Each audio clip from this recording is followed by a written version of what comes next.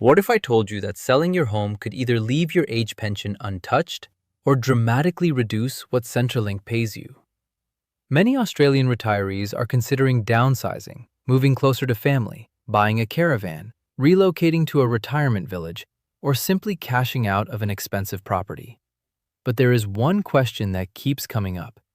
If I sell my house, will I lose my pension? The answer is not as simple as yes or no. Because what happens after the sale depends on where the money goes, how long you keep it, and what you do next. And getting this wrong could potentially reduce your pension by thousands of dollars every year.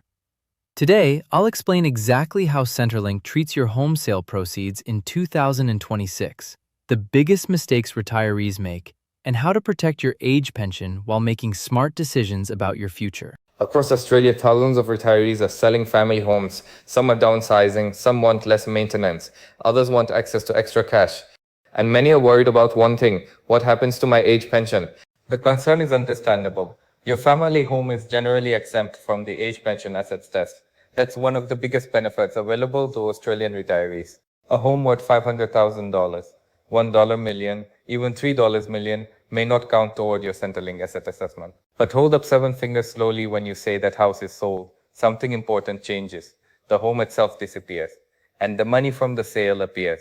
That's where Centrelink starts paying attention. Let's start with the biggest myth. Many retirees believe if I sell my home, Centrelink immediately takes away my pension. That is not necessarily true. Centrelink does not automatically cancel your age pension because you sold a house. Instead, they look at what happens to the proceeds. For example, imagine John sells his home for $900,000. The next question Centrelink asks is, what are you doing with the money? That answer determines whether your pension changes, not the sale itself. This distinction is extremely important. Before selling, most retirees benefit from one major Centrelink rule. Your principal residence is generally exempt from the assets test.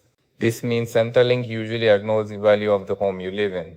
You could own a modest house, you could own a waterfront property, you could own a luxury home. In many situations, Centrelink still excludes it from the age pension assets assessment. That's why some retirees receive a pension despite living in valuable homes. The challenge begins after the sale.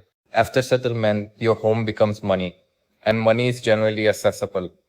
Let's use an example. Margaret sells her home for $1.20 million. She places the funds in a bank account. That bank account is now considered a financial asset. Unlike the family home, those funds may affect assets test, income test, age pension entitlement. This is where many retirees are surprised. They assumed selling a home would have no impact, but Centrelink often treats cash differently than property. The key question becomes, is the money temporary or is it now part of your assessable assets? Here's the good news. Centrelink provides special treatment for many retirees who sell their home to buy another one. This is commonly known as the downsizing protection rule.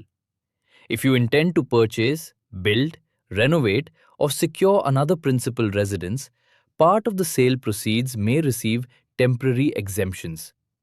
This can help prevent immediate pension reductions during the transition period. However, There are strict conditions, specific time limits apply, and Centrelink must know what you're dealing with the proceeds. Many retirees mistakenly assume these exemptions last forever. They do not. Understanding the timing is critical. Mistake #1 not informing Centrelink promptly. Failing to report major financial changes can create overpayments or future debt. Mistake #2 leaving proceeds in a bank account indefinitely. Cash balances may become assessable assets. Mistake #3 assuming exemptions never expire.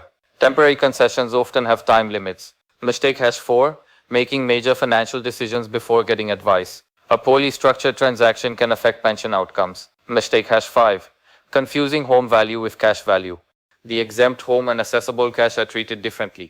Surprisingly, downsizing can sometimes improve financial flexibility. For example, a retiree may move from a large expensive property to a smaller residence. This could reduce maintenance costs, insurance costs, council rates, utility expenses. in some cases, retirees feel financially stronger despite receiving the same pension.